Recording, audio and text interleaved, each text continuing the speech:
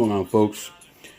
Rick here, back with another video, and I'm here to discuss the LG G6. So this basically is my full review of the LG G6. I'm going to go through the cons and the pros of the device. So let's get the cons out of the way. So I'm just going to put it out there.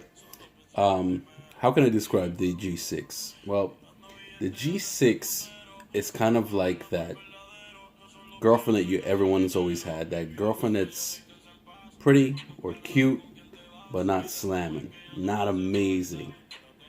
The S8, she's that hot piece of ass that you want to have on your arm. The G6 is that cute, reliable girl from the neighborhood. Now, with that being said, there's absolutely nothing wrong with the G6 whatsoever. It's an amazing device. I actually love my G6. But the S8 is sexy. So with that being said, you have to determine in yourself, what do you want? Do you want that hot piece of ass on your arm, or you want that cute, reliable girl that's going to cook for you, that's going to clean for you, and not give you any shit? I'll let you guys make that decision.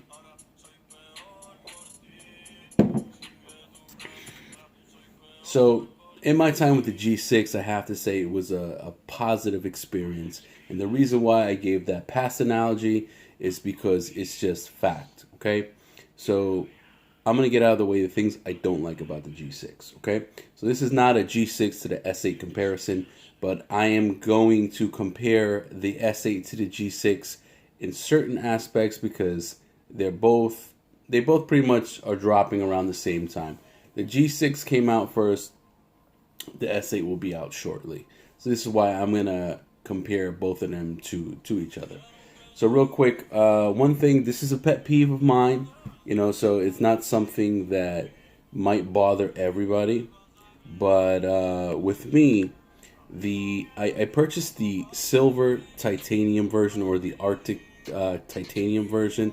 And obviously, because I'm trying to show you guys, you can't really see it. But in actual lighting, it comes off to be more blue than silver to me, and I'm not really feeling the light blue color tones that are coming out in this device. If I really would have known that it was gonna come off as that light baby blue color, I probably would have went with the black version. So that might be something to think about before you decide to pull the trigger and actually purchase a G6. So now we all know that the G6 is running the Snapdragon 821 processor, and it's a capable processor. It was the latest and greatest up until about a month ago. So to say that the 821 processor is trash won't do the G6 justice. So you really have to make a decision and decide. Do you want the best of the best, the newest processor out there? Then you should go with the S8 because it's rocking the 835 processor. But I've had this device for about a week now, and I've had no lag whatsoever, no false starts. Today was the first day that I actually had it. If you could see the always on display over here, I tried to tap the fingerprint sensor and it just would not budge. It would not unlock. I tapped it a few times, it would not unlock. I held it, it wouldn't do anything, and I basically had to reboot the phone, and then it worked perfectly fine. But for the first time in a week, with numerous apps on there, games and videos and internet browsing, this is the first time I actually had a false start, so that's pretty good. So I did say, if the LG G6 would have launched 2 months ago, or if they would have came out with this as opposed to the G5, this would have been a complete home run for LG, and it still might be a home run for LG. But again, the S8 is going to steal a lot of the spotlight away from the G6 just because it's the latest and greatest, and people like pretty shiny things. Now, I'm not saying that the G6 is not an attractive device by any means, but that infinity display of the S8 and the quickest processor out there, and the best display out there, I think it was certified to be, some kind of high-end HD quality. and it's the first phone to be certified. So there's a steep hill for LG to climb.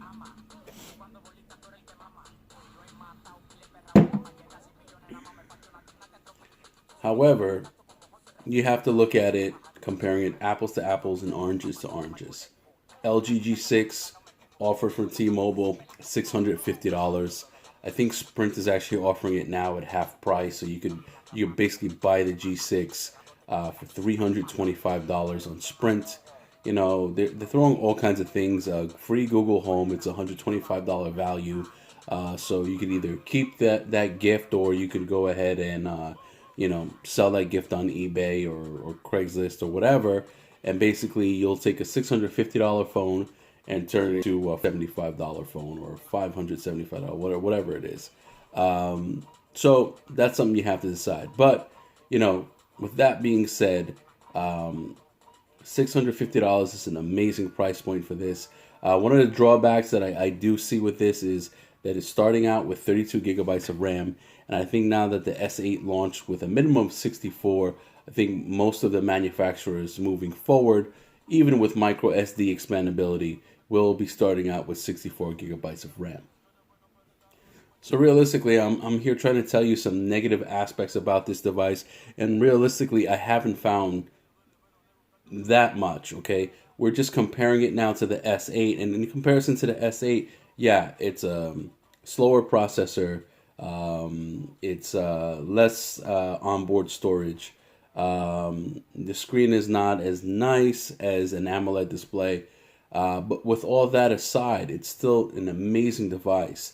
I am going to return this device to T-Mobile within my 14-day trial period, just because I pre-ordered the S8, and I'm not like one of those big YouTubers that I have 18 devices where I could go ahead and just say, hey, I'm going to keep this phone and have 13 other phones. No, I have to be like you guys, like the consumers. I have to make a choice, okay?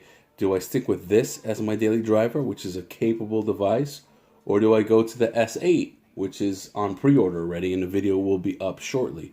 So I have to make a choice, just like everybody else. A lot of YouTubers will say, hey, this is an amazing phone, keep the phone, and then buy the S8 and buy the S8 Plus and buy the iPhone 7 or whatever the case may be. But I'm being more realistic with you guys. I'm helping you make that decision. And realistically, when you compare the G6 to the S8 is going to win hands down. So because of that reason, I'm actually going to return this and purchase the S8. Now, with that being said, the G6 is an amazing device. I love the G6, okay? But for somebody like me, I want the best of the best, and I'm going to purchase the best of the best. So now let's get into the pros of the device, okay? Let's turn this around. This camera is amazing. So realistically, at first, I didn't think I would be singing the praises of this camera. I know LG has been known for making a awesome camera, and a lot of people think they rival Samsung in regards to their camera technology. So I recently rented out an apartment in an apartment building that I own, and typically I would take camera photos of each bedroom before I rent it out, just to make sure I have that on file of how I left the apartment. So I tried to do so in the regular camera mode, and in regular camera mode, you could barely get half the room in the shot, and basically the rooms look tiny because you either have to hang out the room and barely get the room in the shot, or you have to try to crawl all the way in the corner just to get as much as the room in the shot, and a lot of times that just doesn't work. Wide angle mode on here, amazing. It made my apartment, it made my bedrooms look ginormous, okay? And I think that's something that I thought was a gimmick at first. I had the V10, which also had that functionality, and I really didn't utilize it, but now I'm realizing how great the wide angle camera on this is, and how important it might be to get those shots that you would not normally be able to get on other devices, including the S8. So it's definitely something, a big pro that the LG G6 has over some other manufacturers. Now, Huawei does offer dual cameras as well, but the functionality of the Huawei cameras, I just don't think are as good as the G6. Now, with that being said, both sensors here are both a 13 megapixel sensor, so that is an upgrade from the G5 sensor, but only the 90-degree camera, which is the regular camera, has IOS, which is optical image stabilization. So that's something to note as well. Now, I'm going to be putting a few camera samples in here. I'm going to sample here are a few samples of the regular camera compared to the wide angle camera shots. And I'm in the exact same position on all of these shots. So please take a look at these shots right here and let me know what you think in regards to the difference and how much more you could get in the shot with the wide angle view. Now again, discussing the convenience of the wide angle camera. On older devices and older models, you just had that functionality on the camera, but on this device you have the functionality on the video camera as well. So I was doing a video and reviewing a mattress not too long ago, and with the regular camera it was hard for me to get the whole mattress in the shot and not have my head cut off when I was trying to film the shot. But with the wide angle camera in video recording, it was just amazing. I got almost the whole room in. I got the logo of the company from the box in the corner. I got my head in there. I got the whole mattress, and it was just awesome. So enough talking about how awesome the wide angle camera is. Let's get into the next thing. Now, obviously, LG's claim to fame is going to be this display. So I'm going to show you guys a quick sample of the display, okay? So obviously, I know people that have the iPhone 7, and this screen is actually larger than the iPhone 7, but the form factor is a lot smaller. So that's something definitely really awesome about the G6, okay? Also discussing this screen. There's one thing I don't like, but it's not that bad of an issue, is this is not an AMOLED display. This is an IPS LCD panel. But the colors are really rich. They're saturated, and I like it. It's not that bad, but it's not an AMOLED display, which ultimately is the best of the best.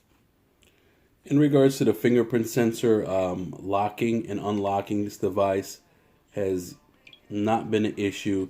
You don't really need to wake it and then unlock. You just tap it and it automatically unlocks. Here's some examples. Boom. And also LG gives you a lot of other there's a lot of other ways to wake and sleep your device. You could tap the top portion of the screen where the notification shade is, and that will lock and unlock your device right there. What else can you do? Obviously you have the knock feature that you could just tap the screen, and that would also unlock it. That will also wake it as well. Now, let's discuss the whole UI of LG. Okay, I'm not sure what it's called. I think it's WebOS or whatever they're calling their interface here. And I have to give credit where credit's due. LG actually really scaled down their whole user interface. In the past, they just tried to be. Excuse me, this beer keeps coming up on me. In the past, they used to be just like a carbon copy of Samsung, but 2 years behind. So when Samsung would throw everything but the kitchen sink at you in regards to features and things that you would never use, and just bloatware and just bog down your phone, LG would do it 2 years later. But LG has really refined their skin, and I hate to say this, I'm actually enjoying the skin a lot more than I would enjoy TouchWiz. So I'm not that stock Android type of person where I just need stock Android. I like skin versions of Android. I like the added features that you don't normally get on Android. So I do enjoy a skin version. But I have to say LG is really fighting hard to give you an all-around awesome experience. Now, let's discuss audio quality on this. So real quick, it has that mono bottom firing speaker right here. I have to admit, for a mono bottom firing speaker right here, it is fairly loud, it is fairly clear. Typically, what I would do with my Samsung Galaxy S7 Edge, I would like cup this, and it would really muffle the sound. For some reason, even cupping the bottom of the device over here, it does not really muffle the sound that much, and the audio quality is crisp and clear. If you did not know, this device also comes in IP68 water and dust resistant. Please don't try to do what a lot of YouTubers do and put your phone in about a gallon of water or in a huge bowl of water. If this device gets water damaged, it will void your warranty, even though it is considered dust and water resistance. If you did not know, LG is still rocking the 3.5 millimeter headphone jack, so kudos to LG for having that. They did ditch the IR blaster, which I'm really not happy about. But, you know, it is what it is.